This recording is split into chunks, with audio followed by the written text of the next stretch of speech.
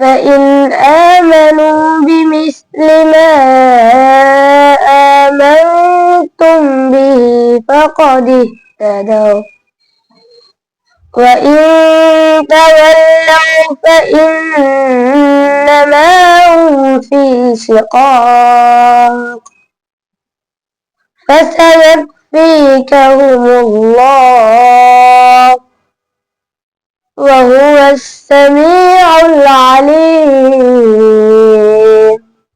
মাত্র ৮ মাসে হাফেজে কোরআন শাহরাস্তির ১০ বছরের আল আজিম।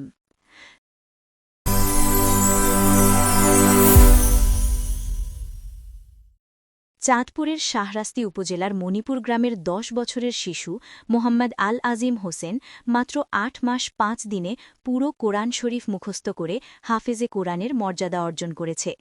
৩ জানুয়ারি ২০২৬ শনিবার শাহরাস্তি দারুল কোরআন মাদ্রাসায় সবক প্রদান ও পুরস্কার বিতরণী অনুষ্ঠানে তাকে আনুষ্ঠানিকভাবে হাফেজ হিসেবে ঘোষণা করা হয়।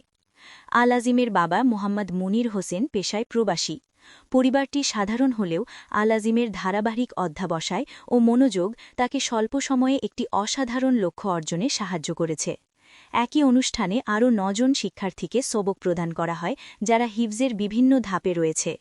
অনুষ্ঠানে প্রধান অতিথি ছিলেন হাজীগঞ্জ আহমদিয়া কামিল মাদ্রাসার মুহাদ্দিস শহীদুল্লাহ, যিনি কোরআন শিক্ষার গুরুত্ব এবং তা জীবনের সঙ্গে কতটা সম্পর্কিত তা শিক্ষার্থীদের সামনে তুলে ধরেন।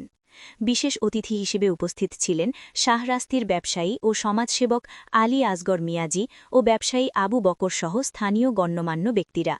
অতিথিরা আল আজিমের সফলতা প্রশংসা করে তার জন্য মঙ্গল কামনা করেন। মাদ্রাসার প্রতিষ্ঠাতা ও পরিচালক হাফেজ মাওলানা মাহফুজুর রহমান বুলবুলি জানান, আল আজিম অত্যন্ত শান্ত ও মনোযোগী একজন শিক্ষার্থী। তার মুখস্থ ছিল নিখুঁত ও নির্ভুল। খুব কম সময়ের মধ্যে হিফজ সম্পন্ন করা মাদ্রাসার জন্য বিশেষ অর্জন। মোনাজাত পরিচালনা করেন মাদ্রাসার সভাপতি মাওলানা খলিলুর রহমান। অনুষ্ঠান সঞ্চালনা করেন শিক্ষক হাফেজ মুশফিকুর রহিম। মাত্র ১০ বছর বয়সে আল আজিমের এই অর্জন শাহরাস্তি অঞ্চলে নতুন অনুপ্রেরণা সৃষ্টি করেছে। স্থানীয়রা বলছেন, স্বপ্ন যদি পরিষ্কার হয় এবং প্রচেষ্টা থাকে নিরলস, তবে সাফল্য সময়ের অপেক্ষা মাত্র।